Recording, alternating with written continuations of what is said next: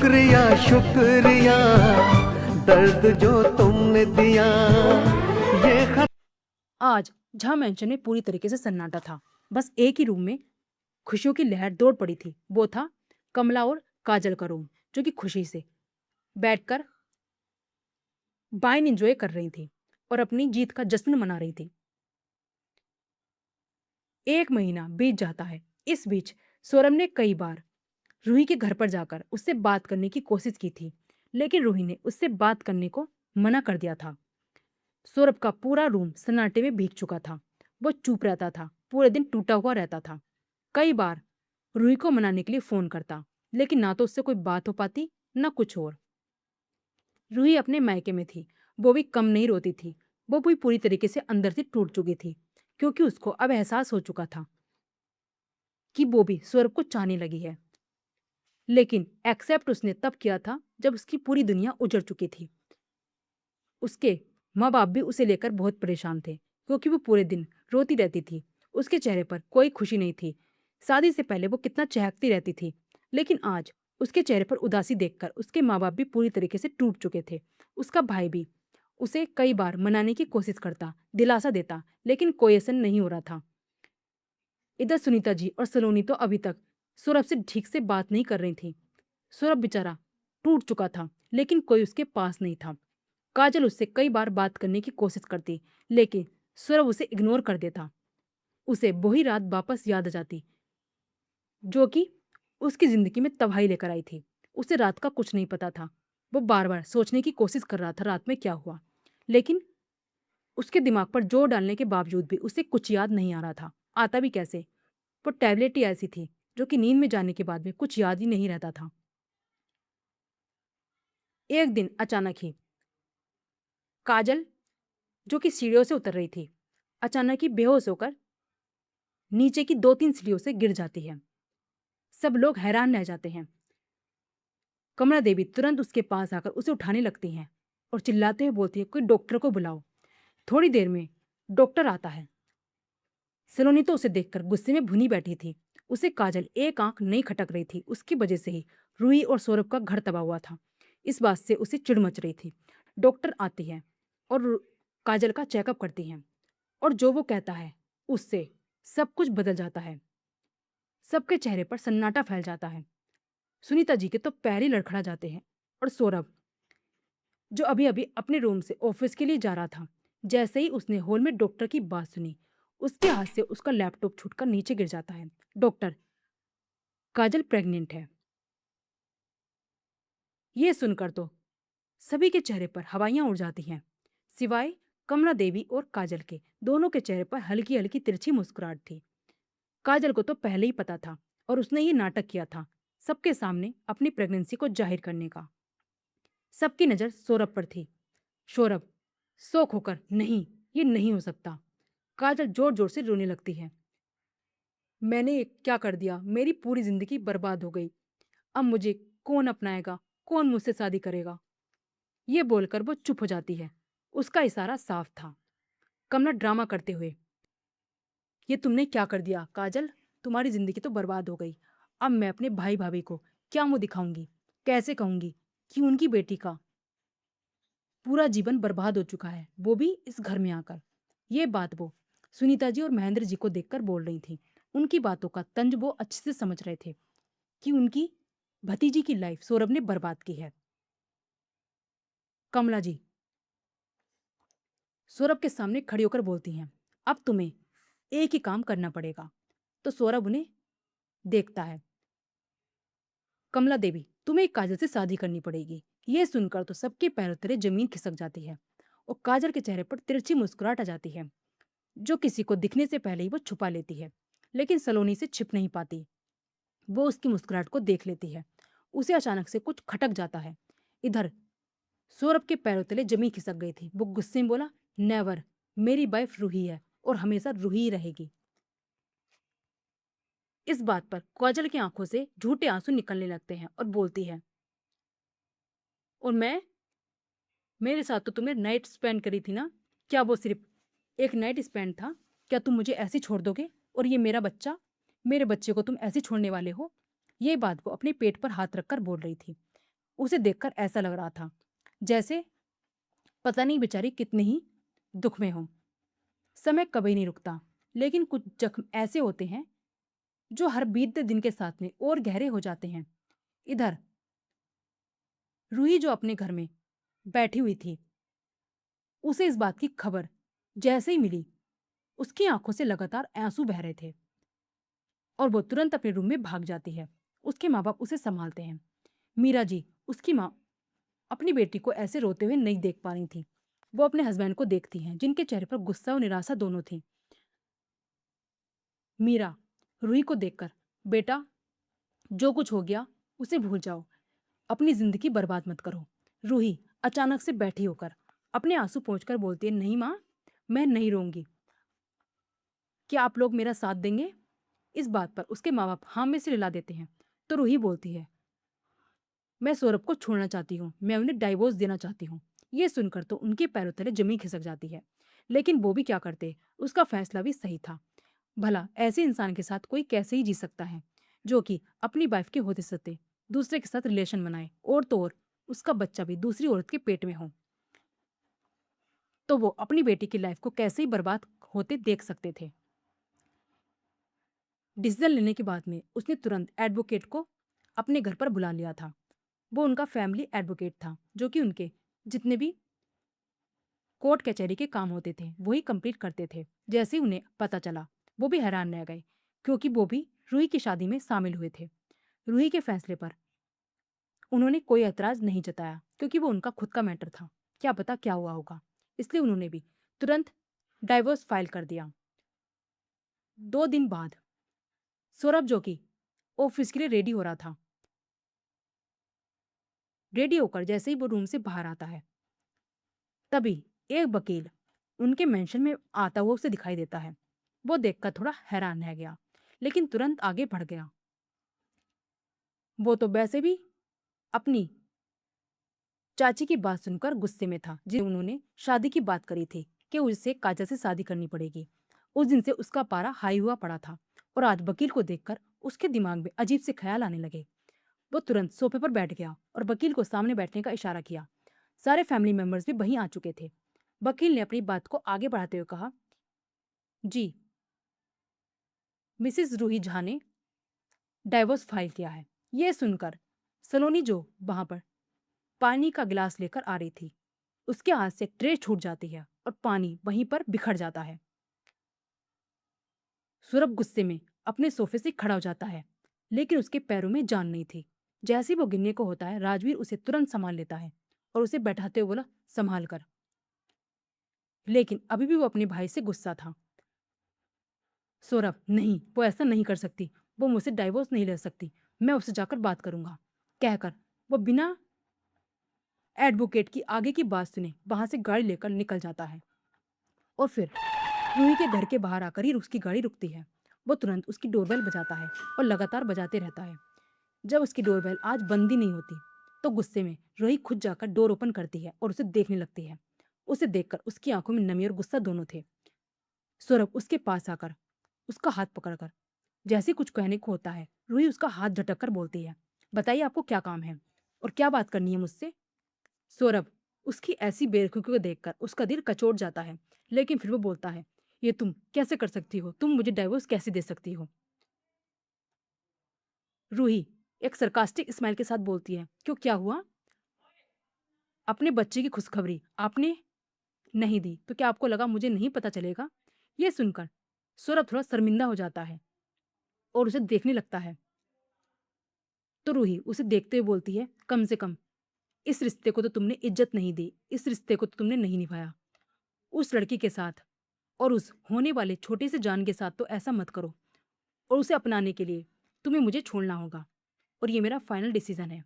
सौरभ रोते हुए उससे रिक्वेस्ट कर रहा था, लेकिन वो उसकी बातों को नहीं सुनती। इधर रूही के मोम डैड भी सौरभ को गुस्से में देख रहे थे और उससे ऐसे घिन कर रहे थे जैसे उसने कितना बड़ा पाप कर दिया हो, और था भी। उनकी बेटी के साथ में जो कुछ भी हुआ था, उसे देखकर किसी भी माँ बाप का दिल ही टूट जाता। और सौरभ ने भी उसके उनकी बेटी के साथ में कितना कुछ कर दिया था, इसलिए वो उनका नाराज होना तो बनता ही था। थोड़ी देर में सौरभ निराश होकर वहां से निकल जाता है। ऐसे ही और दिन निकल जाते हैं। काजल, इसके मोम डैड जहाँ मेंशन में बैठे हुए थे, उनके चेहरे पर गुस्सा था, लेकिन वो गुस्सा सिर्फ दिखावे के लिए था। वो तो खुद भी यही चाहते थे कि उनकी बेटी जहाँ फैमिली की बहू बन जाए। वो गुस्से में बोलते हैं, आप ऐसा कैसे कर सकते हैं जब आपको पता है मेरी बेटी के पेट में आपका होने वाला इस घर का वारिस है और आपके बेटे का बच्चा है, तो आप कैसे उसे नहीं अपना सकते? और वैसे भी अब तो मैंने सुना है आपकी बहू भी आपके बेटे को डाइवोर्स देने वाली है। इस बात पर सुनीता जी उन्हें गुस्से से देखती हैं, लेकिन कुछ बोल नहीं पाती। लेकिन आगे की बात सुनती हैं तो वो भी समझ जाती हैं कि अब कुछ नहीं हो सकता। अपनी फैमिली की इज्जत बचाने के लिए उन्हें कुछ कड़ा फैसला लेना ही होगा। वो खड़ी होती हैं और सौरभ के सामने खड़ी होकर बोलती हैं, आज तक तुमने जो भी किया, मैंने हर चीज में तुम्हारा सम्मान किया है। जो तुमने मांगा वो तुम्हें मिला है, लेकिन आज आज मैं तुमसे कुछ मांगती हूँ। सौरभ उन्हें देखने लगता है, उसका दिल जोरों से धड़क रहा था। सुनीता जी आगे बोलती हैं, तुम्हें काजल से शादी करनी पड़ेगी। इस बात पे सौरभ के पैरों तले जमीन खिसक जाती है। सुनोनी भी गुस्से में काजल को देख रही थी और सुनीता जी से आगे बढ़कर बोलती है, मोम आप ऐसा कैसे कर सकती हैं? रूही, सुनीता जी उसकी बात को काट कर, उस बच्ची को मैं खुद नहीं चाहती वो इस घर में वापस लौटे और ऐसे इंसान की लाइफ में आए जिसने उसका सम्मान, उसकी इज्जत छीन ली हो। इस बात से सौरभ का दिल टूट जाता है और अपनी फैमिली के दबाव में आकर वो भी हाँ में सिर हिलाकर सीधे अपने रूम में चला जाता है। काजल की खुशी का तो कोई ठिकाना ही नहीं रहा। उसके मोम डैड भी काफी खुश हो चुके थे और उन्होंने ठान लिया था कि वो जल्दी ही इस रिश्ते को आगे बढ़ा देंगे। जल्दी ही पंडित जी को बुलाकर शादी के बारे में बातें कर ली गई और मुहूर्त भी निकाल लिया गया, क्योंकि वो चाहते थे जल्दी से जल्दी ये शादी हो जाए कि कहीं सौरभ का दिमाग फिर से बदल न जाए। इसलिए वो जल्दी से जल्द ये शादी कराना चाहते थे।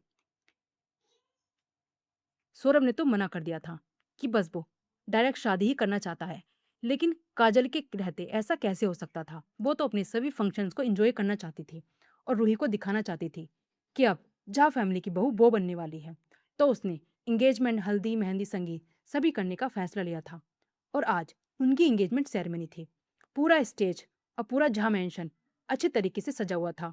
लाइट्स, डेकोरेशन, गेस्ट सभी वहां पर खड़े हुए थे। सौरभ भी स्टेज पर खड़ा था, लेकिन उसके चेहरे पर कोई एक्सप्रेशन नहीं था। उसकी आंखें खाली थीं। सामने काजल हैवी लहंगा, मेकअप और फेक स्माइल के साथ खड़ी थी। कमला खुश होकर उसके पास ही खड़ी थी और बोली, देखो अब मैंने तुम्हारी जिंदगी बना दी है। अब याद रखना, तुम्हें मुझे इस घर में वही ओहदा देना पड़ेगा जो इस घर के हेड का होता है। इस बात पर काजल मुस्कुराकर बोलती है, ऑफ कोर्स फुप्पी, आप टेंशन मत लो। अब मैं और आप दोनों ही राज करेंगे। ये बात वो उनके कानों की तरफ झुककर बोल रही थी। सौरभ उनकी बातों को बिल्कुल नहीं सुन पा रहा था। वो तो बस रूही के ख्यालों में ही खोया हुआ था। उसकी एंगेजमेंट, उसकी मेहंदी, हल्दी, उसका मंगलसूत्र पहनाना, धीरे धीरे सारी बातें उसके दिमाग में आ रही थी। सौरभ अपने मन में, ये सब गलत है, ये मैंने क्या कर दिया?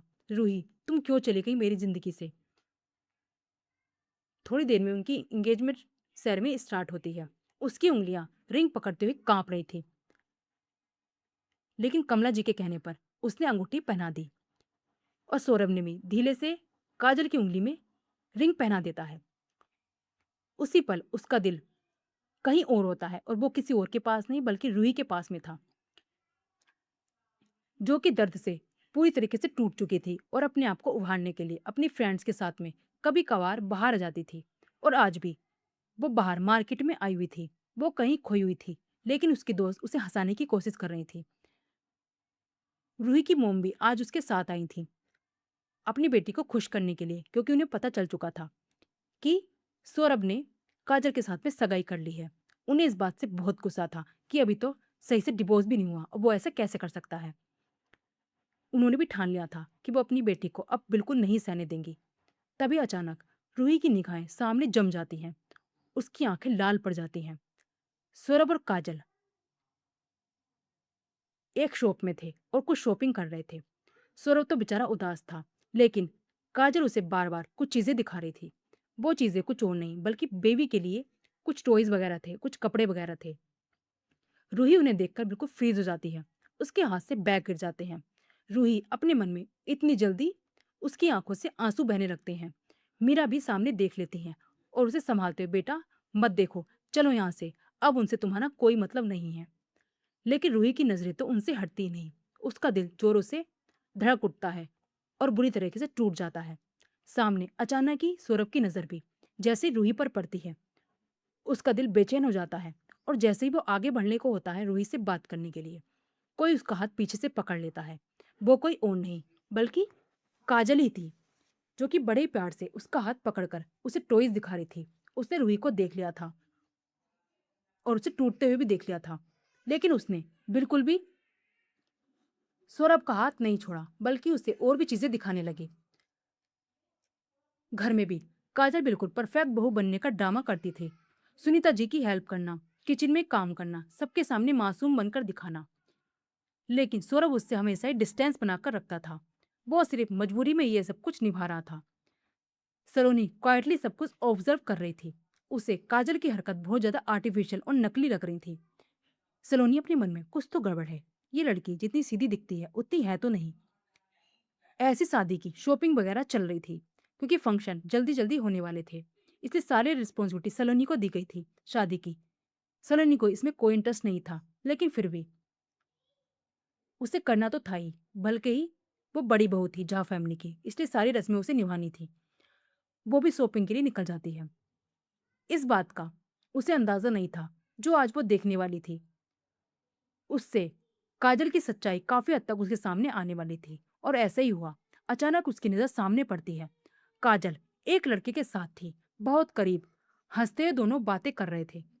ये देखकर सलोनी के दिमाग में तुरंत क्लिक करती है और वो तुरंत पीछे की तरफ छुप जाती है और दोनों की बातें ध्यान से सुनने लगती है।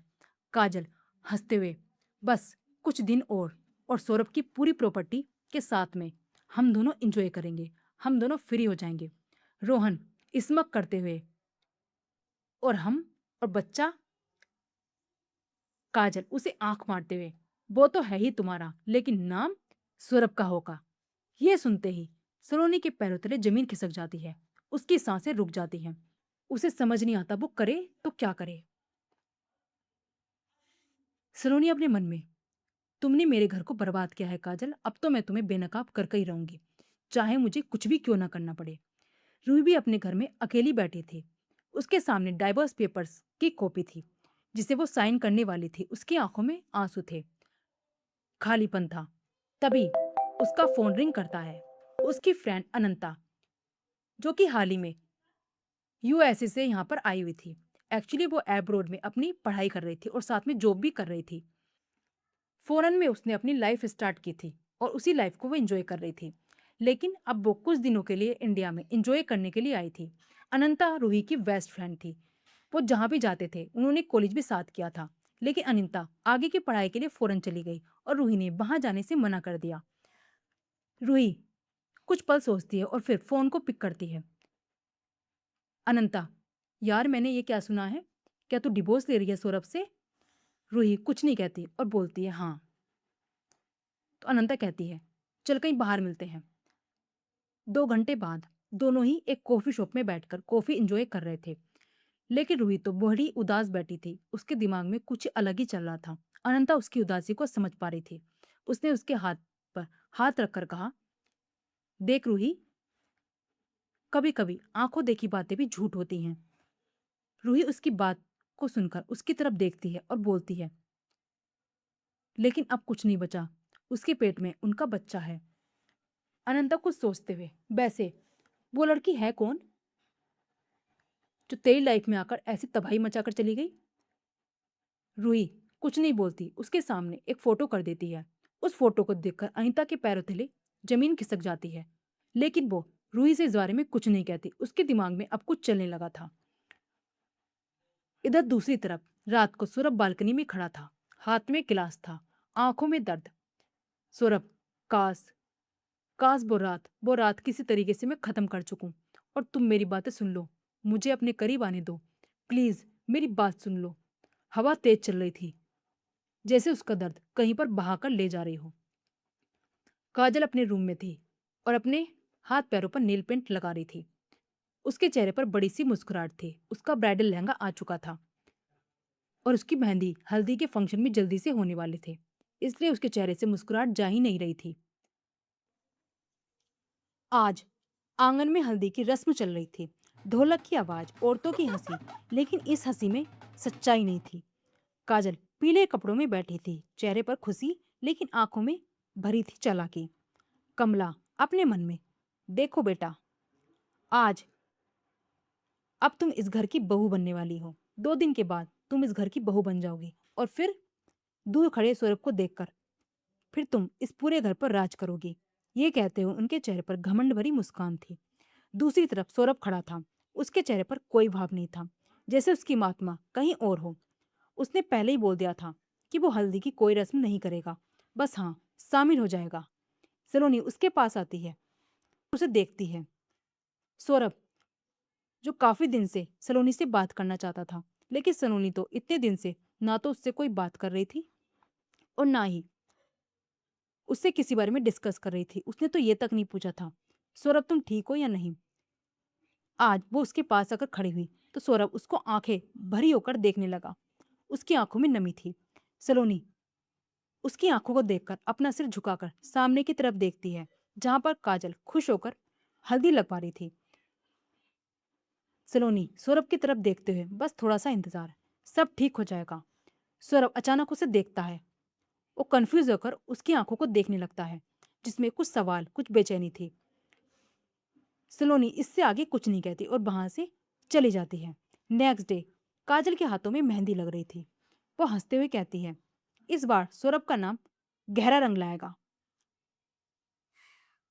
ये बात वो सामने सौरभ को देखकर कह रही थी, जो कि अकेला खड़ा हुआ था। उसके पास में कोई नहीं था।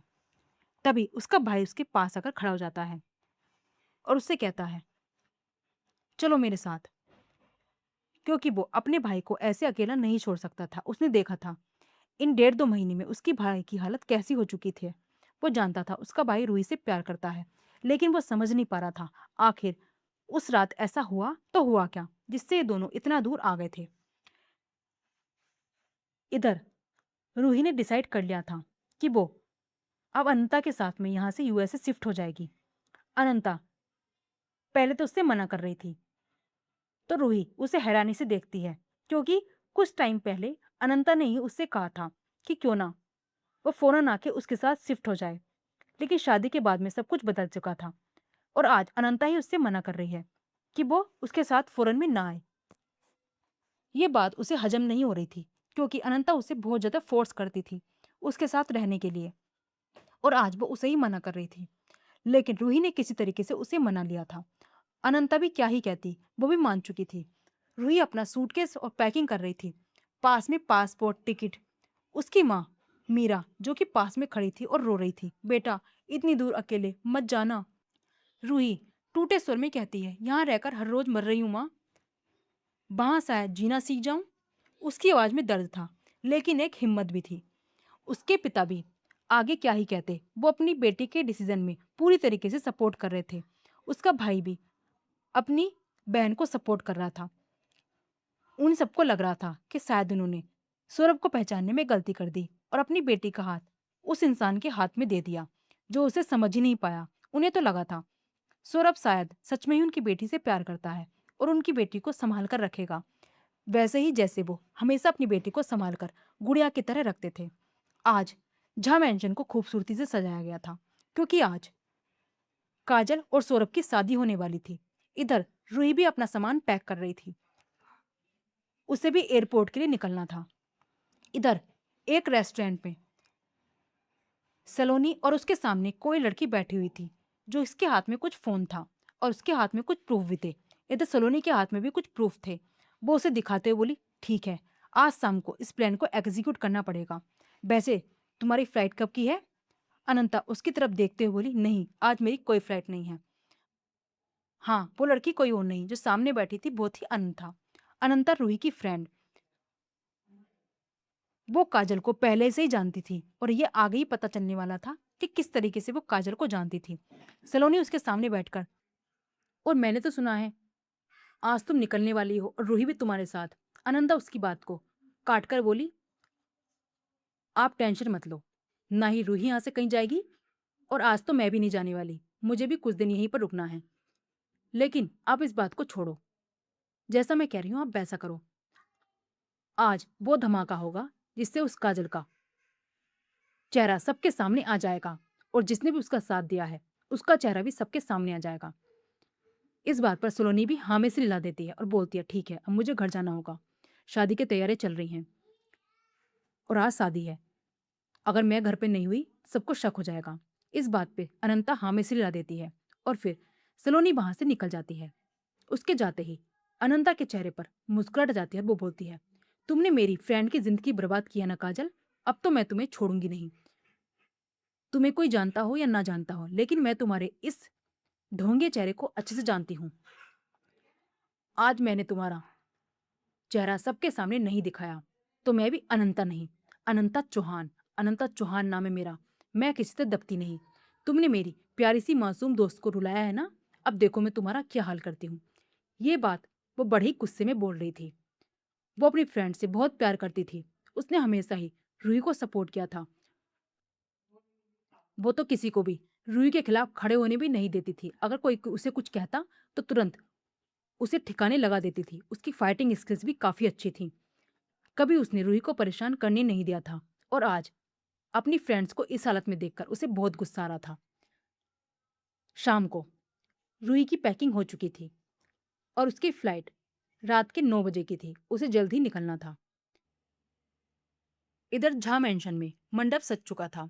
पंडित भी पूरी तरीके से विधि विधान से शादी कराने के लिए तैयारियों में लगे हुए थे। सौरभ दूल्हा बनकर बैठा हुआ था। काजल भी अपने रूम में दुल्हन के वेश में बैठी हुई थी।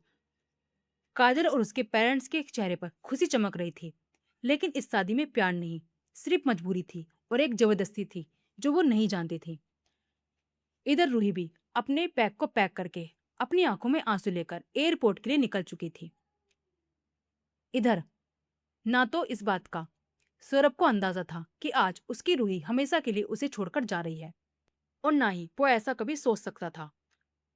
उसके चेहरे पर ऐसे एक्सप्रेशन थे जैसे उसकी दुनिया तबाह हो गई है। वो नीचे आकर मंडप में बैठ जाता है। वो अपनी मोम को और अपने पेरेंट्स को और दुखी नहीं करना चाहता था। उसने उन्हें वैसे ही शर्मिंदा कर दिया था। वो अब नहीं चाहता था कि उन्हें और ज्यादा शर्मिंदा करे, इसलिए चुपचाप मंडप में बैठ जाता था।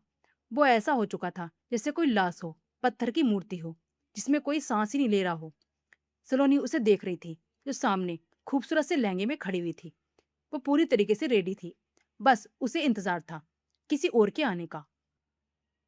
थोड़ी देर में काजल को भी सौरभ के पास में बैठा दिया जाता है। उसके चेहरे पर हंसी तो देखते ही बन रही थी। वो बहुत मुस्कुरा रही थी और किसी को सामने देखकर मुस्कुरा रही थी। वो कोई और नहीं, रोहन था, उसका आशिक, जिसका वो बच्चा था, जिसे लेकर वो पेट में बैठी हुई थी और वो उस बच्चे को सौरभ का बता रही थी। वो उस इंसान का बच्चा था जो सामने ही खड़ा था और उसे देखकर तिरछी मुस्कुराहट देख रहा था। सलोनी उसे पहचान चुकी थी। वो तो खुद चाहती थी वो इंसान इस शादी में आए और उसका अच्छे से तमाशा बने। तभी सामने से उसे वो आता हुआ दिखाई दिया जिसका उसे इंतजार था। वो कोई और नहीं, अनंता थी, जो कि एक ब्यूटीफुल से लहंगे में वहां पर शादी में शामिल होने के लिए आई थी। सलोनी ने उसे अपनी फ्रेंड के तौर पर इंट्रोड्यूस कराया था। अनंता भी सभी से प्यार से होकर मिली। पंडित जी ने मंत्रोच्चारण किए और फिर जैसी दोनों को शादी के फेयर लेने के लिए खड़ा किया, अचानक ही तभी गेट से कोई एडवोकेट अंदर आता हुआ दिखाई दिया। वो एडवोकेट अंदर आकर बोला, अभी ये शादी नहीं हो सकती। आपने रूही जी से अभी डिवोर्स पेपर साइन नहीं किए हैं। ये सुनकर सौरभ के दिल की धड़कनें तेज हो जाती हैं। वो तो खुद ये शादी नहीं करना चाहता था। वो तुरंत आगे बढ़ता है तो काजल उसका हाथ पकड़ लेती है और फिर कमला जी को इशारा करती है तो कमला वो डाइवोर्स पेपर लेकर सौरभ के सामने खड़ी होकर बोली, ओके तो अभी कर लो, साइन करो इन डाइवोर्स पेपर को। सौरभ के हाथ कांप रहे थे।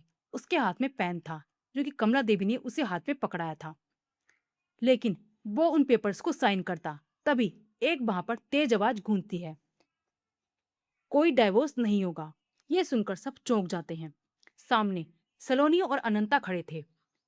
सलोनी आगे बढ़ती और बोली, ना तो ये डाइवोर्स होगा और ना ही ये शादी होगी। ये सुनकर राजवीर उसके पास आकर बोलता है, सलोनी ये कैसा तमाशा है, तुम जानती हो ना सलोनी गुस्से में उसे देखती है तो राजवीर थोड़ा सपका जाता है और फिर बोलता, मेरी बात समझो।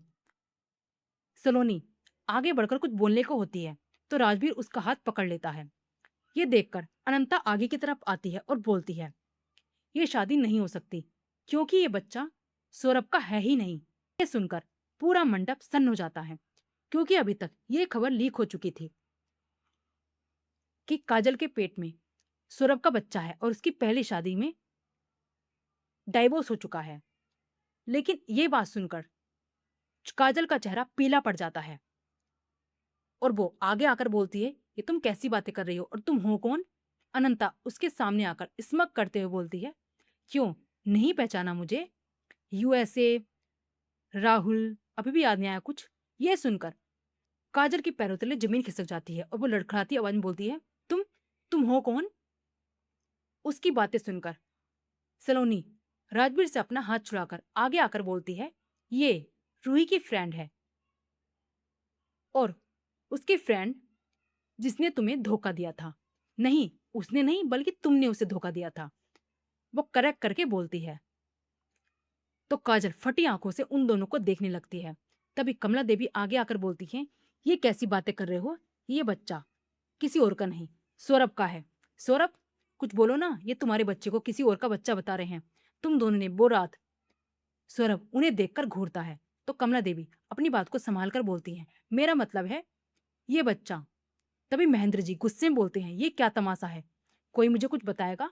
तो सलोनी आगे आकर बोलती है, पापा जी आप पहले ये देखिए। ये कहकर वो एक रिकॉर्डिंग दिखा देती है जिसमें रोहन और काजल कॉफी पीते हुए ये सब बातें डिस्कस कर रहे थे कि किस तरीके से काजल ने सौरभ के ड्रिंक में नशे की टैबलेट मिला दी और उसे अपने रूम में लाकर सुला दिया।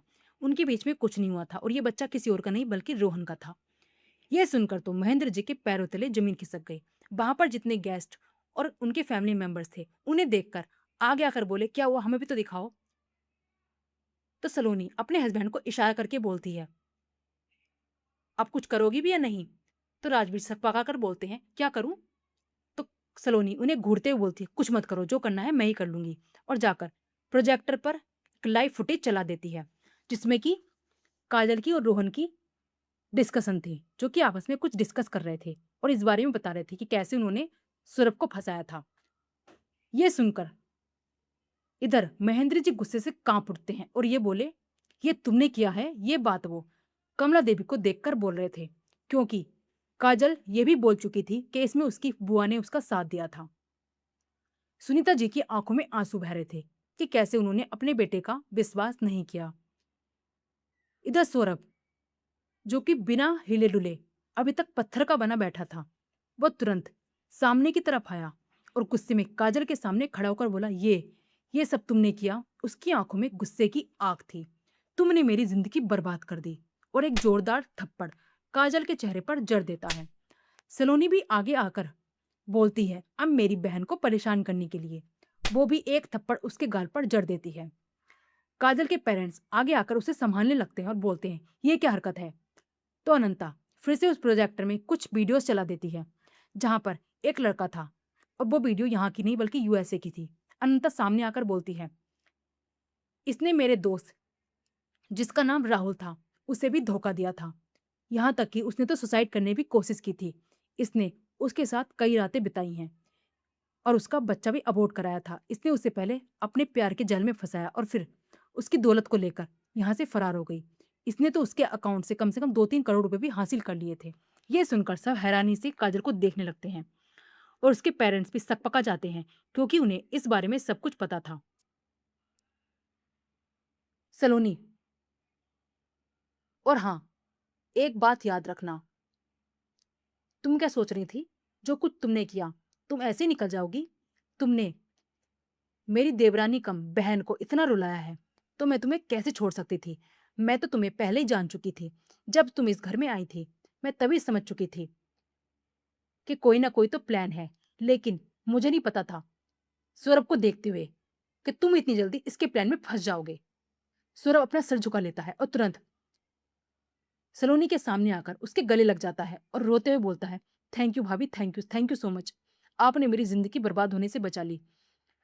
और मेरी रूही, ये सुनते ही सलोनी उसे पीछे करते हुए बोलती है, अगर चाहते हो ना तुम्हारी रूही हमेशा के लिए तुम्हारे पास रहे, तो तुरंत यहाँ से सीधा एयरपोर्ट के लिए निकल जाओ।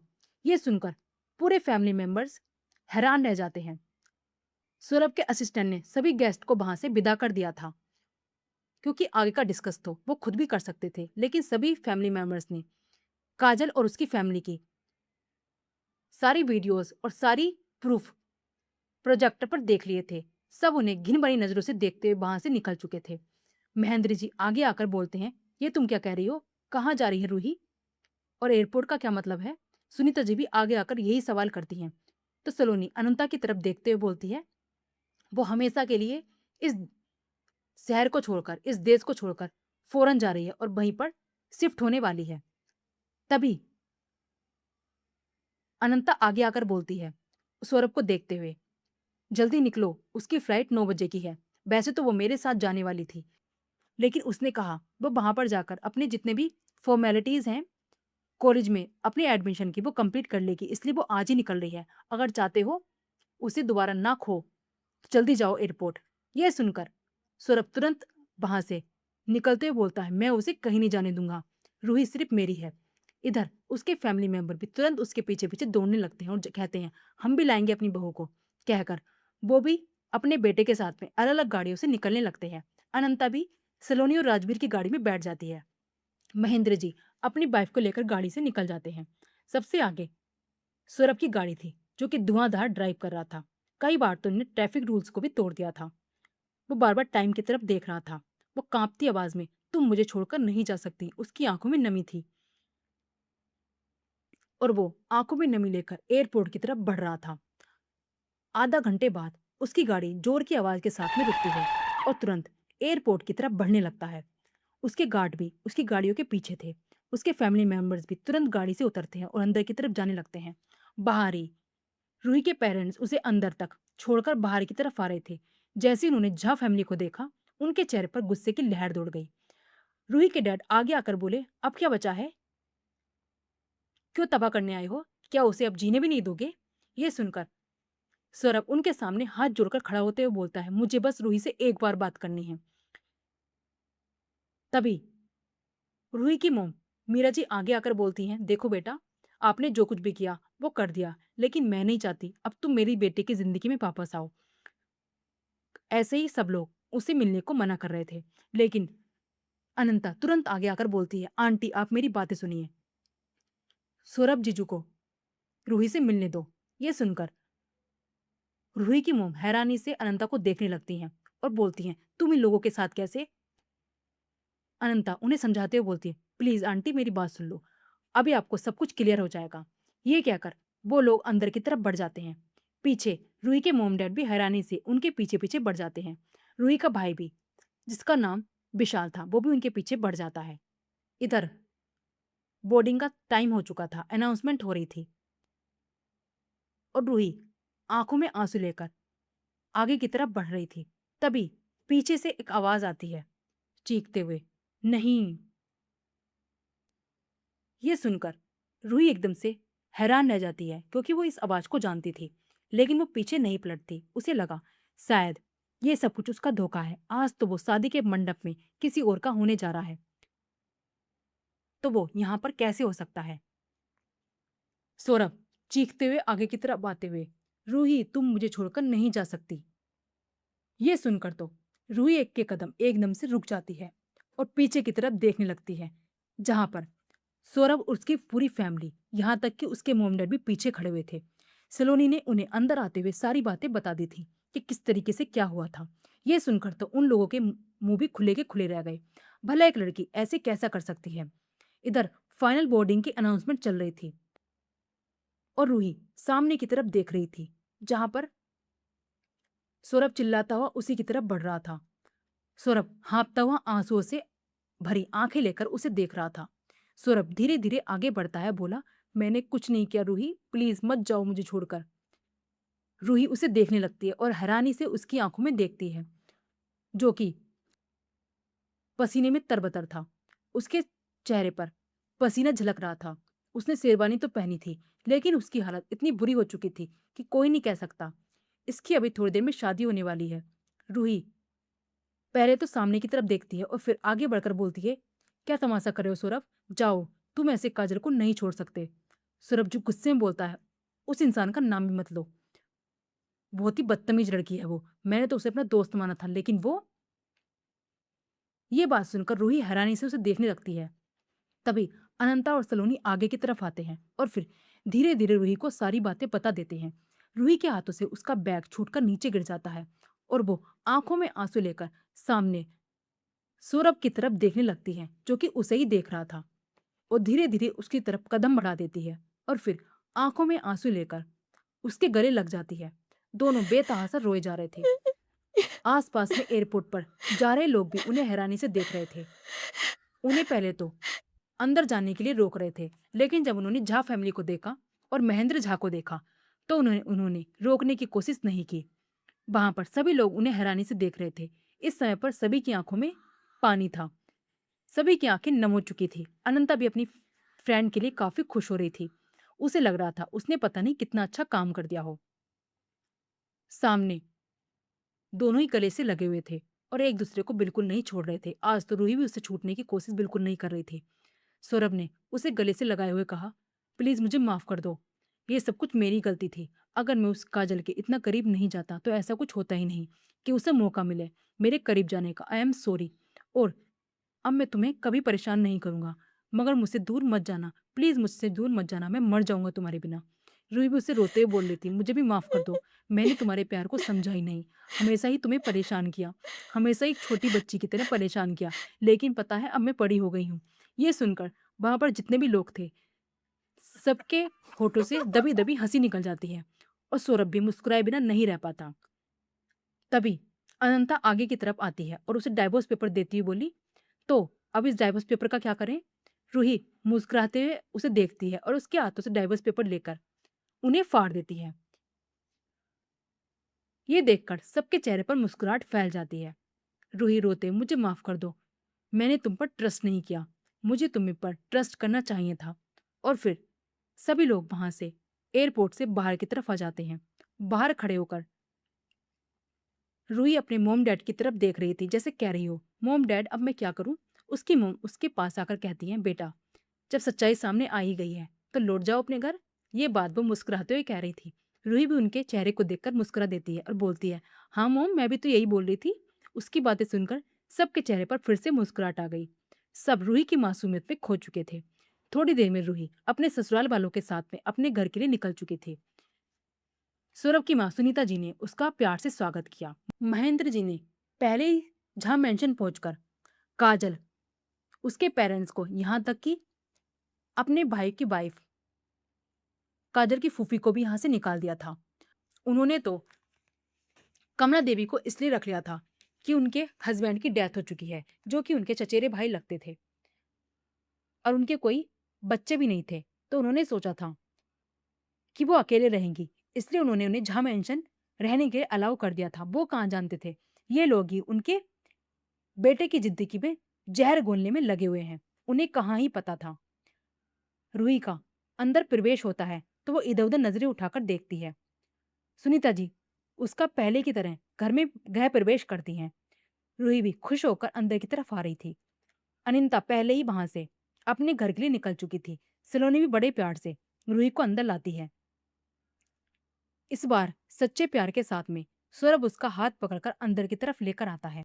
रूही जो अंदर की तरफ देख रही थी, उसकी नजरें किसी को ढूंढ रही थी। महेंद्र जी आगे आकर बोले, बेटा जिसे तुम ढूंढ रही हो उन्हें तो मैंने पहले ही घर से निकाल दिया है। मैं नहीं चाहता कि उनका मनोज चेहरा भी तुम लोग देखो। इस बात से सबके चेहरे पर मुस्कुराहट आ जाती है और रूही भी बोली, सही किया पापा जी आपने। अगर आप नहीं निकालते ना तो उस चुड़ैल के तुम्हें डंडे मार मार के उसके बाल पकड़ पकड़ के खींचती और उसे यहाँ से धक्के मार मार के निकालती। उसकी बातें सुनकर सभी जोर जोर से हंसने लगते हैं और बेचारी रूही का मुंह फिर से छोटा सा हो जाता है। तो सौरभ उसे देखते हुए बोलता है, चले अपने रूम में। इस बार रूही ने कुछ नहीं कहा, उसका हाथ पकड़कर अंदर की तरफ जाने लगी। सलोनी उसे छेड़ते हुए बोली, ओहो पिया के आते ही हमें भी भूल गई। इस बात पर रूही थोड़ा झेप जाती है, लेकिन कुछ नहीं कहती और उसे एक स्माइल देते हुए रूम की तरफ निकल जाती है। लेकिन जैसे ही वो 2-3 सीढ़ियाँ चढ़ती हैं, अचानक ही सलोनी बेहोश होकर नीचे गिर जाती है। उसे बेहोश होकर देखते हुए रूही एकदम से सौरभ का हाथ छोड़ती है और फिर सलोनी के पास आकर बैठ जाती है और रोते हुए बोली, ये क्या हो गया दीदी आपको? राजवीर भी तुरंत उसे गोद में उठाकर सोफे पर लेटा देता है। थोड़ी देर में डॉक्टर राजवीर के रूम के बाहर खड़े हुए थे और अंदर सलोनी का चेकअप कर रहे थे। डॉक्टर बाहर आते हैं और मुस्कुराते हुए बोले, कॉन्ग्रेचुलेशंस, आपकी बहू प्रेग्नेंट है। ये सुनकर सबके चेहरे पर स्माइल आ गई। राजवीर की आंखों में तो नमी आ गई थी। उसने तो कभी विश्वास ही नहीं किया था कि ये सब कुछ उसे कभी देखने को या सुनने को मिल सकता है। उनके काफी सालों से बच्चा नहीं हुआ था, लेकिन उनके पेरेंट्स ने, उनके घर वालों ने कभी उन्हें एहसास ही नहीं होने दिया कि उनके कोई बच्चा नहीं है। ना ही सलोनी को कभी कुछ कहा था। कई बार कमला देवी ने उसे सुनाया भी था, लेकिन सुनीता जी ने हमेशा ही सलोनी का सपोर्ट किया था। अंदर ये सुनते ही रूही तो अंदर दौड़ी चली गई और सलोनी के पास आकर बोली, वाह, अब तो मैं चाची बन गई, मासी भी बन गई, खुश होकर बोल रही थी। सलोनी की आंखों में नमी थी तो रूही उसके चेहरे को हाथों में भरकर बोली, अब आप रो मत, आप टेंशन मत लो। आपको ये लग रहा है ना कि आपका बेबी अकेला रहेगा, डोंट वरी, आपका बेबी अकेला नहीं रहेगा, मैं भी उसके लिए एक बेबी लेकर आऊंगी। ये बात वो सामने सुनीता जी को देखकर बोल रही थी। उनके पास आकर बोली, आप टेंशन मत लो, आप इतना खुश हो रहे हो ना एक बेबी के लिए, अब आपको मैं तो बेबी की लाइन लगा दूंगी। उसकी बातें सुनकर सबकी आंखें खुली की खुली रह गईं। उसे तो एहसास ही नहीं हो रहा था वो क्या कह रही है। इधर सलोनी के मुंह से दबी दबी हंसी निकल रही थी और वो सौरभ को देखकर चिढ़ा रही थी, जाओ अब कोशिश करो बच्चे पैदा करने की। सौरभ बेचारा झेम गया था। वो जल्दी से रूही का हाथ पकड़ता है और उसे गोद में उठाकर अपने रूम की तरफ बढ़ जाता है। बेचारी रूही चिल्लाती रह जाती है और बोलती है, अरे मुझे बात तो करने दो कम से कम। लेकिन सौरभ उसकी एक नहीं सुनता और तुरंत रूम की तरफ ले जाते हुए बोला, क्या बोल रहे हो तुम, ऐसी बातें नहीं करते। तो रूही बेचारी मासूमियत से बोली, क्यों नहीं कर सकते, बच्चे भी तो भगवान की देन होते हैं ना। मैंने सुना है मम्मी बोलती थी कि बच्चे भगवान की देन होते हैं और वो हमें टमी में छोड़कर जाते हैं। तो मैं भी चाहती हूँ गॉड मेरे टमी में भी एक बेबी छोड़कर जाए, लेकिन वो बेबी मुझे परेशान तो नहीं करेगा ना। सौरभ उसकी नादानी वाली बातों में मुस्कुरा रहा था। वो जल्दी से रूम में आता है, उसे बेड पर पटक कर बोला, अच्छा तो तुम चाहती हो तुम्हें बेबी आए, चाहती हो। और रूही की तरफ बढ़ने लगता है। रूही बेचारी पीछे हटती बोली, हाँ चाहिए, लेकिन आप मेरे पास क्यों आ रहे हैं। सौरभ अपनी शर्ट के बटन खोलता हुआ बोला, क्योंकि ट्राई तो मुझे ही करना पड़ेगा ना, जब तो तुम्हारे अंदर बेबी आएगा। ये सुनकर रूही फटी आंखों से उसे देखते हुए, मतलब क्या कहना चाहते हैं। इधर सलोनी के रूम में सुनीता जी बड़े प्यार से उसका सिर सहला रही थी और उसके सिर पर हाथ फेर रही थी। सलोनी की तो अभी तक हंसी नहीं रुक रही थी। रूही की बात सुनकर वो हंसे जा रही थी। राजवीर उसके सर पर टपनी मारते हुए बोला, आराम से, पता है ना तुम्हें बेबी है तुम्हारे टमी में। यह सुनकर सलोनी फिर से मुस्कुराए बिना नहीं रह सकी और बोली, अब तो अपने घर में लाइन लगने वाली है, रूही ने कहा है ना। यह सुनकर महेंद्र जी भी जोर जोर से हंसने लगे और बोले, बेचारी बच्ची, और कहकर अपने रूम की तरफ चले गए। सुनीता जी बोली, पता नहीं सौरभ उसे कैसे संभालेगा। ये कहकर वो भी मुस्कुराकर अपने रूम में चली जाती हैं और सर्वेंट से बोल देती हैं कि सलोनी के लिए अच्छे से सूप रेडी कर दो जो कि हेल्दी हो। सभी सर्वेंट्स भी काफी खुश थे क्योंकि सलोनी काफी ज्यादा खुशमिजाज लड़की थी और सभी सर्वेंट से बड़े प्यार से बातें और उनको ट्रीट करती थी। सर्वेंट भी आज बहुत खुश थे कि उनकी छोटी मालकिन भी आ चुकी हैं और उनकी एक बहू प्रेग्नेंट है। इस बात से सभी को काफी खुशी भी हो रही थी। उन्हें भी काजल और कमला देवी बिल्कुल पसंद नहीं थी, वो भी बस उन्हें झेल ही रहे थे। इधर सौरभ जो कि उसके करीब बढ़ रहा था, रूही एकदम से अपनी आंखें बंद करके अपने आंखों पर हाथ रखते हुए बोली, प्लीज प्लीज प्लीज, मुझे नहीं पता, आप ऐसा मत करो ना प्लीज।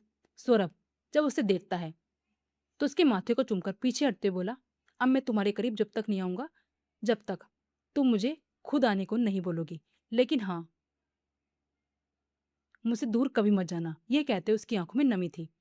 रूही भी आगे बढ़कर उसे गले लग जाती है। ये देखकर तो सौरभ हैरान रह जाता है क्योंकि पहली बार आगे बढ़कर उसने उसे गले लगाया था और आज का एहसास उसे अलग ही लग रहा था। रूही उसके गले लगकर अपने मन में बोली, अब मैं आपको बिल्कुल नहीं रोकूंगी, कल आपको बहुत अच्छा सरप्राइज मिलने वाला है और मैं पूरी तरीके से आपकी हो जाऊंगी। ये कहते हुए मनी मन मुस्कुरा रही थी। सौरभ भी उसे अपनी बाहों में भरकर ऐसे ही सो जाता है। उन दोनों के बीच में कुछ भी नहीं हुआ था। सौरभ भी अब ऐसा कुछ नहीं करना चाहता था जिससे कि उन दोनों के बीच में फिर से कुछ दूरियां आए। वो समझ चुका था उसे रूही को धीरे धीरे ही समझाना पड़ेगा, लेकिन वो कहाँ जानता था अब रूही काफी समझदार हो गई है। उसे काफी चीजें समझ में आ चुकी हैं। उसकी फ्रेंड अनंता ने उसे ऐसी डोज दे रखी है जो अब उसे फॉलो ही करनी थी। नेक्स्ट डे सभी काफी खुश थे। सभी ने अच्छे से नाश्ता किया और सौरभ सुबह ही ऑफिस के लिए निकल चुका था क्योंकि आज उसकी मीटिंग थी। इधर उसके जाते ही रूही तुरंत सलोनी के रूम में जाती है और वीडियो कॉल पर अनंता को ज्वाइन करते हुए बोली, अब आप दोनों ही मेरी हेल्प करो, मैं क्या करूं, कैसे तैयारी करूं, कैसे उनके लिए रेडी हूं। ये सुनकर दोनों ही मुस्कुरा रही थी और फिर सलोनी कहती है, डोंट वरी, सब तैयारी हो जाएगी। और फिर जल्दी ही रूही के रूम में चली जाती है। उन्होंने ऑर्डर करके काफी सारा सामान मंगा लिया था और पूरे रूम को अच्छे से डेकोरेट भी कर लिया।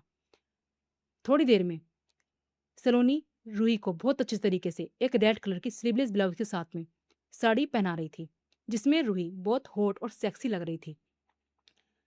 सलोनी रूही के कान में बोली, आज तो देवर जी तुम पे फिसल ही जाएंगे। रूही ये सुनकर मुस्कुरा देती है और बोली, ऐसा मत करो ना प्लीज, वैसे बताओ ना, दर्द तो नहीं होता ना। सलोनी उसके चेहरे को अपने हाथों में भरकर बोली, आज उन्हें बिल्कुल मत रोकना, थोड़ा दर्द तो देखो, सह सकती हो, प्यार करती हो ना उनसे। रूही मुस्कुराकर हाँ में से हिला देती है। तो सलोनी बोली, अगर चाहती हूँ ना कि वो हमेशा तुम्हारे साथ रहें और तुम भी उनके साथ रहो, तो आज उन्हें बिल्कुल मत रोकना। ये सुनकर सलोनी हाँ में सिर हिला देती है। ऐसे ही रात के 8 बज जाते हैं।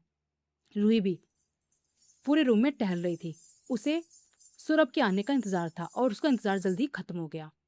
थोड़ी देर में उसके रूम का डोर ओपन हुआ। जैसे ही सौरभ अंदर आता है, उसे अंदर से अजीब सी महक आने लगती है और रूम में डिम लाइट चल रही थी। कहीं कहीं पर सेंटेड कैंडल भी लगी हुई थी। ये देखकर सौरभ हैरान रह गया। उसने साइड में अपना ब्लेजर रखा और धीरे धीरे अंदर बढ़ने लगा। उसने रूम को भी अच्छे से डोर लॉक कर दिया। उसके दिल की धड़कनें जोरों से धड़क रही थी। उसे अंदर से बड़ी खुशी महसूस हो रही थी। उसे ऐसा लग रहा था जैसे आज कुछ बहुत अच्छा होने वाला है। वो इधर उधर देखता है तो सामने ही उसे रूही दिखाई देती है, जो कि बालकनी में खड़ी थी। उसकी साड़ी का पल्लू दूर तक लहरा रहा था। वो उसके पास बढ़ने को था, लेकिन फिर उसने अपनी हालत को देखा, जो कि बहुत ज्यादा खस्ता हुई पड़ी थी। आज मीटिंग में बहुत ज्यादा थक चुका था। वो जल्दी से वॉशरूम की तरफ बढ़ जाता है। रूही को कोई एहसास नहीं था कि सौरभ रूम में आ चुका है। वो तो बस चांद में खोई हुई थी, सामने चांद की रोशनी को महसूस कर रही थी, जैसे उससे बातें कर रही हो। ठंडी ठंडी हवा पर खुद को महसूस कर रही थी। सौरभ जल्दी से जाता है और थोड़ी देर में फ्रेश होकर बाहर आता है। उसने बस पैंट पहनी हुई थी, आज उसने शर्ट नहीं पहनी थी, जैसे उसे कोई एहसास हो कि आज उसके दिल की तमन्ना पूरी होने वाली है। और तुरंत अपने गीले बालों में ही बालकनी की तरफ बढ़ जाता है और फिर जैसे ही उसे पीछे से बाहों में भरने को होता है, उसके हाथ एकदम से थम जाते हैं। वो अपने मन में, नहीं मैं ऐसा कुछ नहीं करूंगा, अगर उसने फिर से मुझे। लेकिन रूही को एहसास हो चुका था कि सौरभ उसके करीब खड़ा है। उसने पीछे से उसके हाथों को पकड़ा और अपनी कमर पर रख दिया। जैसे ही उसके हाथों की चुमन उसके जिस्म पर पड़ी, रूही के रोंगटे खड़े हो गए और सौरभ के शरीर में तो जैसे झुंझुनी फैल गई थी। उसे एहसास बड़ा ही प्यारा लग रहा था। उसने भी टाइट से उसकी कमर को कस के पकड़ लिया और उसके कंधे पर अपने होठ रख दिए। रूही एकदम से थोड़ी घबरा गई थी, लेकिन जल्दी उसने खुद को संभाल लिया। सौरभ उसे अपनी तरफ घुमाता है और जैसे ही रूही को देखता है, उसके दिल की धड़कनें शोर मचाने लगती हैं। वो धीरे से उसके कान में बोलता है, क्यों तड़पा रही हो मुझे, क्यों मारना चाहती हो क्या। ये सुनकर रूही उसके मुंह पर हाथ रखते बोलती है और शर्माकर नजरें झुकाकर, नहीं, नहीं मारना चाहती मैं आपको, बल्कि मैं तो। सौरभ उसकी बातों को सुनकर, बल्कि मैं तो, बोलो ना रूही, क्या कहना चाहती हो। वो उसके मुंह से कुछ सुनना चाहता था और बेचैन हो गया था। रूही कुछ बोलने को थी, लेकिन शर्मा जाती है और फिर से पलटकर खड़ी रहती है। सौरभ फिर से उसे अपनी तरफ कर अपनी बाहों में भरते हुए, प्लीज अब मुझसे दूर मत जाओ, बताओ ना क्या कहना चाहती हो, क्या ये सब कुछ जो तुमने किया है मेरे लिए क्या है। रूही बस हाँ में सिर हिला देती है। तो सौरभ उसके मुंह को ऊपर उठाकर करता है, तो फिर क्यों रोक रखा है, क्यों कर रही हो मुझे खुद से दूर, बना लो ना मुझे अपना और सौंप दो ना मुझे खुद को। रूही उसकी आंखों में देखती है और तुरंत उसके गले में हाथ डालकर उसके करीब आने लगती है, लेकिन अचानक से फिर से पीछे की तरफ हो जाती है। उसके चेहरे पर घबराहट थी। सौरभ उसे घबराता देखता है और जैसे ही उसके करीब आता है, रूही एकदम से पीछे की तरफ हट जाती है। सौरभ का दिल फिर से कचोट जाता है, लेकिन वो कुछ नहीं कहता और बोलता है, ठीक है, रेस्ट कर लो। और जैसे ही वहां से जाने को होता है, रूही तुरंत उसका हाथ पकड़ लेती है। वो सामने चांद की तरफ देख रही थी और सौरभ का हाथ अपनी तरफ करते हुए उसके हाथों को फिर से अपनी कमर पर रख लेती है और उन्हें लपेट देती है। सौरभ भी उसकी करीबी को महसूस करने लगता है और उसे दूर नहीं करता, न ही खुद उससे दूर जाता। लेकिन वो कुछ और भी नहीं कर रहा था। उसे डर था, अगर रूही ने फिर से उसे दूर कर दिया तो। रूही को उसकी चेस्ट अपने पीछे कमर पर महसूस हो रही थी, जिस पर कोई कपड़ा नहीं था। सौरभ उसके कान में बोलता है, क्यों तड़पा रही हो? प्लीज ऐसा मत करो ना कुछ भी। तो रूही उसे फिर से पलट कर देखती है और एकदम से उसके होठों पर अपने होठ रख देती है। सौरभ के हाथ तो उसकी कमर पर और ज्यादा कस जाते हैं। उसे इस बात की उम्मीद नहीं थी कि रूही ऐसा कुछ कर सकती है। उसकी आंखें खुली की खुली रह जाती हैं, लेकिन जल्दी ही खुद को संभाल कर वो उसे टाइट पकड़ लेता है और गोद में उठाकर अंदर की तरफ बढ़ जाता है और उसके पैरों को अपनी कमर में लपेट लेता है। और जल्दी ही दोनों बिस्तर पे थे और एक दूसरे के प्यार में खो चुके थे। इस बार रूही भी उसे पूरा रिस्पॉन्स दे रही थी। उसे याद थी अनंता और सलोनी की बातें, कि वो जब उसके प्यार में खोएगी तो उसे कुछ एहसास नहीं होगा, बस उसके प्यार को महसूस करना है। और रूही वही कर रही थी। वो बस सौरभ के एहसास को अपने अंदर समा रही थी। उसने भी उसे रोकने की बिल्कुल कोशिश नहीं करी। सौरभ भी आज पूरा बेकाबू हो चुका था और उसके पूरे शरीर पर लब बाइट दे रहा था, जिससे हल्की हल्की सिसकियां रूही की निकल रही थी, जिससे सौरभ और ज्यादा एक्साइटेड हो रहा था। वो उसके कान के करीब आकर बोला कि आज मेरा होने के लिए तैयार हो? रूही भी धीरे से बोलती है, हाँ। सौरभ उसके कान के करीब झुकता हुआ, पक्का? रूही बोलती है, हाँ। रूही, दर्द तो नहीं होगा ना? सौरभ बहुत हल्का सा। और थोड़ी देर में उस रूम में रूही की सिसकियां निकल रही थी और दोनों ही अपने प्यार की दुनिया में खो चुके थे। दोनों के जिस्म एक दूसरे में लिपटे हुए थे और प्यार में खोए हुए थे। पूरी रात ऐसे ही गुजर चुकी थी और आज रूही और सौरभ का प्यार चरम पर पहुंच चुका था। दोनों एक दूसरे के हो चुके थे। आज सौरभ को सुकून था। रूही तो सो चुकी थी, लेकिन सौरभ अभी तक उसे देख रहा था और उसे महसूस कर रहा था। उसने एक मिनट के लिए भी रूही को नहीं छोड़ा था। वो अपनी बाहों में लेकर उसे लेटा हुआ था। दोनों ही एक ब्लैंकेट में एक दूसरे के करीब थे और बड़े ही प्यार से सौरभ अपनी रूही को देख रहा था। उसके चेहरे पर सुकून था, जैसे आज उसे सब कुछ मिल गया हो। उसकी मासूमियत उसे भा जाती थी। वो तो पहले ही उसके प्यार में डूब चुका था और आज रूही को पूरी तरीके से पाकर वो अपने आप को पूरा संतुष्ट महसूस कर रहा था। उसके अंदर जो आग जल रही थी, वो उसकी प्यार से पूरी तरीके से बुझ चुकी थी। ऐसे ही पूरी रात गुजर जाती है। अगली सुबह रूही के चेहरे पर अलग ही गिलो नजर आ रहा था और सुबह से सलोनी उसे छेड़ रही थी।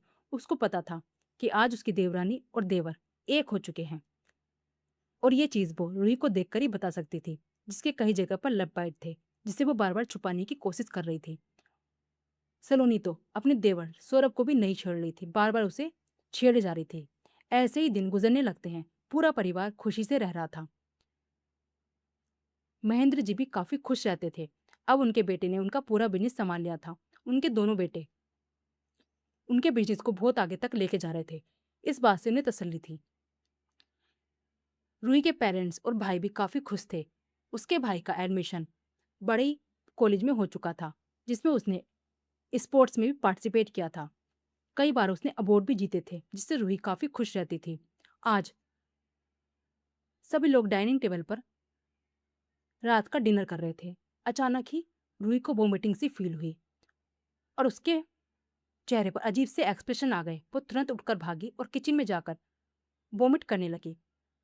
सब लोग घबरा गए थे। सौरभ भी तुरंत उसके पीछे उठकर गया। सलोनी जैसे कुछ समझ गई हो, उसने तुरंत डॉक्टर को कॉल कर दिया। थोड़ी देर में डॉक्टर रूही को चेक करके आए और खुशी से बोले, कॉन्ग्रेचुलेशंस, आपकी छोटी बहू भी प्रेग्नेंट है। ये सुनकर सबके चेहरे पर मुस्कुराहट आ गई। सलोनी की प्रेगनेंसी को करीब 3 साढ़े 3 मंथ हो चुके थे और अब रूही की प्रेगनेंसी को सुनकर सबके चेहरे पर मुस्कुराहट थी। सौरभ तो फूले नहीं समा रहा था। वो तो अपनी रूही को बाहों में बढ़कर लेटा हुआ था और बड़े ही प्यार से उसे बार बार चूमे जा रहा था और बोल रहा था, thank you so much, thank you so much. Ruhi तो अब पूरी तरीके से मैच्योर वाली हरकत करती थी। अब उसमें बचपना नहीं था, लेकिन थोड़ी बहुत बातें वो पहले की तरह कर देती थी, जिसे सब लोग एंजॉय भी करते थे। ऐसे दिन गुजरने लगते हैं। 5 महीने बाद एक हॉस्पिटल के वार्ड से एक बेबी के जोर जोर से रोने की आवाज आई। बाहर खड़ी झा फैमिली खुशी से पागल हो गई। ये किसी और की नहीं बल्कि सलोनी के बेबी की आवाज थी। आज उसे सुबह से लेबर पेन हो रहा था और उसे जल्द ही एडमिट भी कर दिया गया और अब उसके बेबी हो चुका था। एक डॉक्टर उस बच्चे को बाहर लेकर आई, बोली, कॉन्ग्रेचुलेशन झा फैमिली, आपके पोता हुआ है। ये बात वो महेंद्र जी को देखकर बोल रही थी। यह सुनकर महेंद्र झा तो फूले नहीं समा रहे थे। उन्होंने तुरंत उस बच्चे को अपनी गोद में ले लिया और तुरंत उसे गोद में लेकर बोले, मेरा छोटा राजवीर। ये सुनकर सब लोग मुस्कुरा दिए और रूही जो वहां पर अपने बड़े पेट को लेकर खड़ी थी आगे आकर बोली, और मैं आपकी चाची हूँ, मासी भी। ये वो बड़े क्यूट अंदाज में बोल रही थी और बोली, इसका नाम तो मैं ही रखूंगी। इसका नाम कुछ सोचते बोली, इसका नाम होगा इसका नाम होगा वीर। जैसे ही उसने बोला सबके चेहरे पर मुस्कुराहट आ गई, क्योंकि ये नाम राजवीर के नाम से मिलकर बना हुआ था। सौरभ भी मुस्कुराए बिना नहीं रह चुका। ऐसे ही दिन गुजरने लगते हैं। सलोनी भी अपने बेटे के साथ बहुत खुश थी। सभी लोग उसके बेटे को खूब खिलाते थे और रूही भी काफी टाइम तक उसके रूम में उसके साथ खेला करती थी। इस बात से सौरभ काफी इरिटेट हो जाता था, क्योंकि उसे रूही के साथ टाइम स्पेंड करना होता था, जो कि वो उसे नहीं दे पाती थी।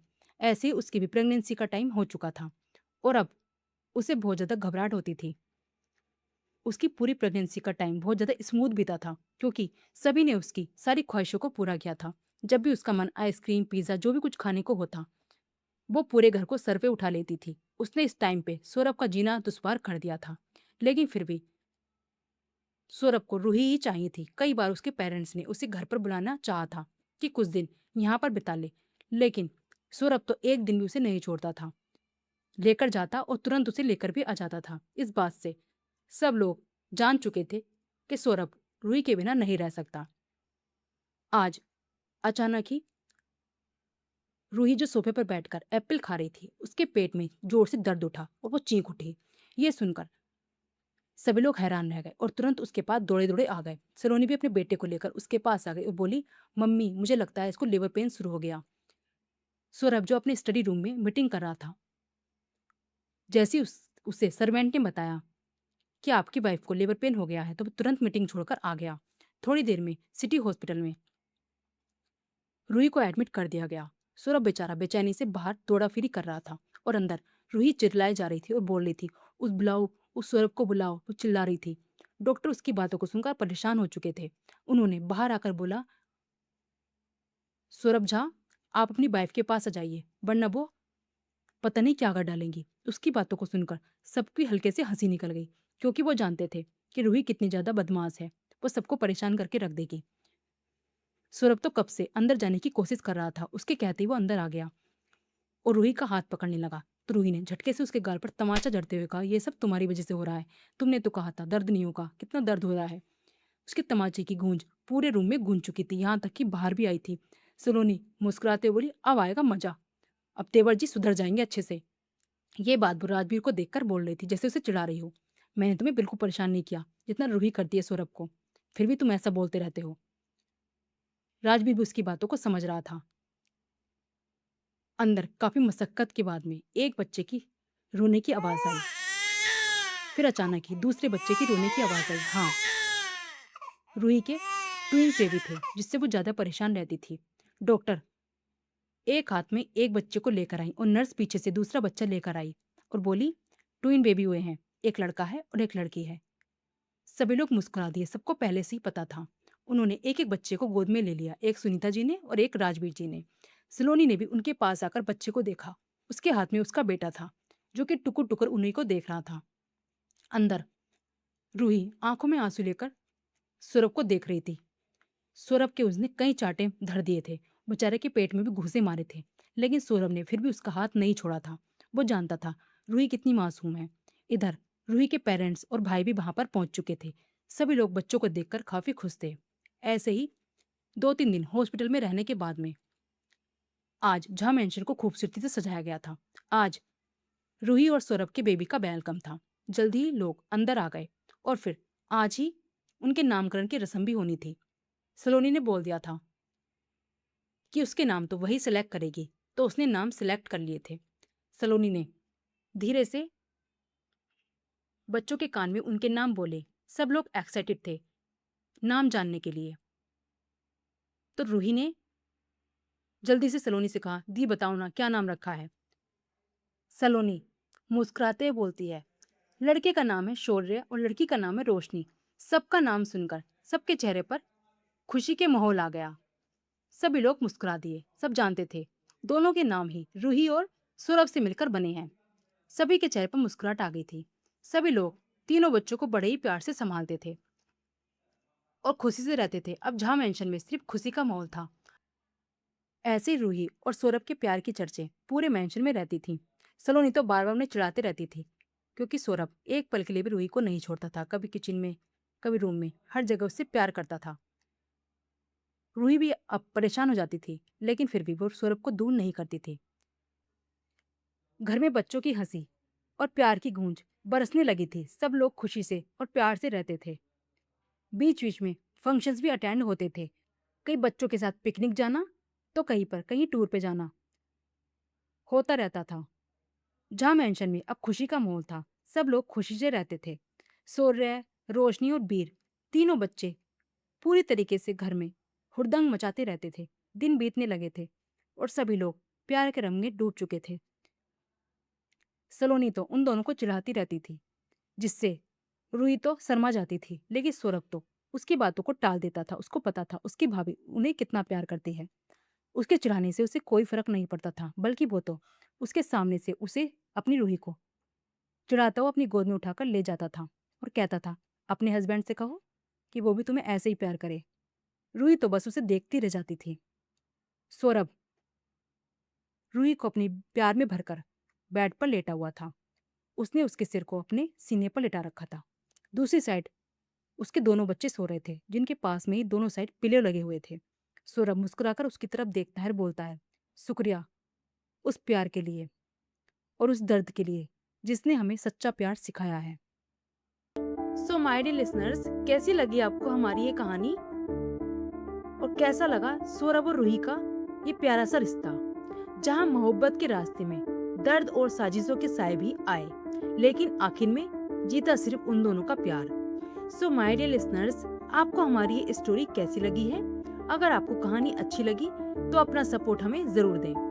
और जिस तरीके से मैंने अपने एक प्यारे लिसनर्स की चॉइस पर उनके नाम सौरभ झा और रूही के नाम से ये स्टोरी आपको दी है, अगर आप चाहते हैं कि मैं इसी तरह की शॉर्ट स्टोरीज आपके लिए लाती रहूं, तो कमेंट बॉक्स में अपने नाम सजेस्ट जरूर करें, जिसे कि मैं अपनी नेक्स्ट स्टोरी में इंक्लूड कर सकूं।